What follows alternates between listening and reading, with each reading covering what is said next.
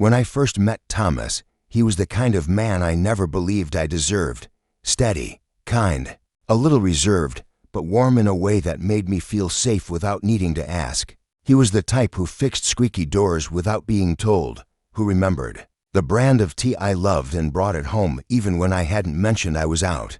We built a life together, quiet, gentle, the sort of life others might call uneventful. But to me, it was everything, or at least, it should have been.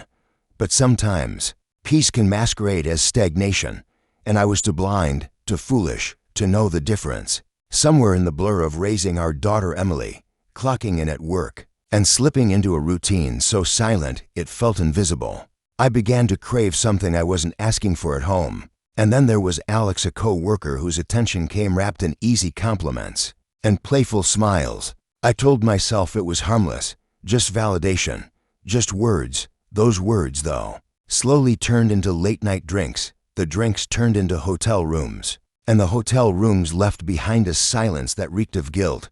But guilt is clever. It hides in the background as long as you're good at pretending. Every night, I looked into Thomas's eyes and told him I loved him, and some part of me still did. But love doesn't erase betrayal. If anything, it makes it more brutal. Thomas wasn't naive. He noticed the shift in me, the way I guarded my phone, how my body flinched at every text I wouldn't let him see. He saw the emotional distance growing between us, like a crack slowly widening in the foundation.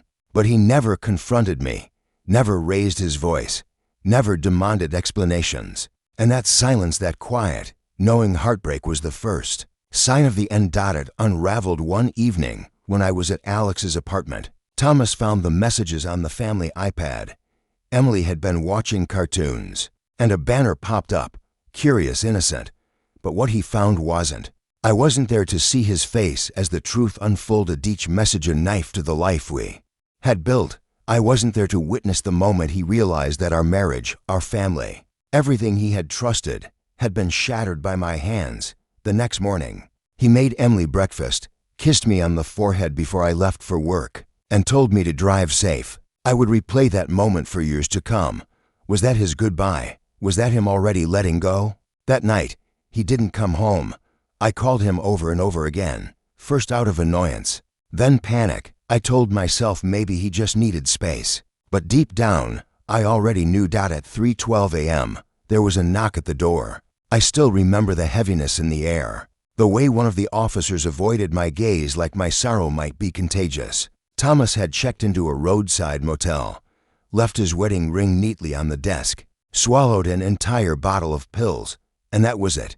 He was gone. Just gone. At his funeral, I held Emily so tightly. I was afraid if I let go, she might disappear. She didn't know the truth. I couldn't tell her.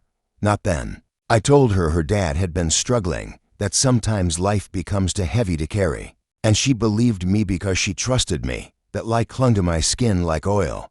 A year passed. Emily became quieter, more withdrawn. I tried to stitch our life back together, mostly for her sake. I forced smiles, painted over the rot. But the truth, no matter how deeply buried, waits. And one afternoon, it rose. She found the old iPad. My fault. I'd never deleted the messages. She read them all, every flirtatious line, every secret plan, every I love you meant for someone who wasn't her father. I found her standing in the hallway, clutching the device like it had scorched her hands. Her voice trembled as she spoke. You lied. You killed him. She was gone by nightfall, packed a small bag, called her aunt, and left. She said she'd never speak to me again, and she meant it. Every message I sent was met with silence. Every call went straight to voicemail. On her birthday, I left a card in her mailbox. It came back unopened. Now the silence in this house is unbearable. Thomas's coat still hangs by the door, his shoes lined up just as he left them. I can't bring myself to throw anything away, not because I'm clinging to grief, but because I'm buried in guilt. I don't want to forget. I shouldn't forget. I started therapy. I sat across from a woman with kind, understanding eyes, and I told her how I had burned everything to the ground. She told me I needed to forgive myself. I laughed, bitterly. Forgive? I asked her, would you forgive someone who stood outside their burning house and watched while the people they Loved were inside. My friends vanished slowly. Some stopped returning messages. Others just drifted away like I was contagious. I don't blame them. I wouldn't want me around either. I've become a shadow of who I used to be, a ghost in my own story, sometimes. I write to Emily. I keep the letters hidden in a small box beneath my bed. I write everything I never said, what I wish I'd told her father, what I wish I hadn't done. I don't know if she'll ever read them. I don't know if she should, sometimes. I drive past her school just to catch a glimpse of her. She's taller now, her features sharper. She looks more like Thomas every day, and it makes my chest ache in a way I can't explain. But I never get out of the car. I've already taken too much from her.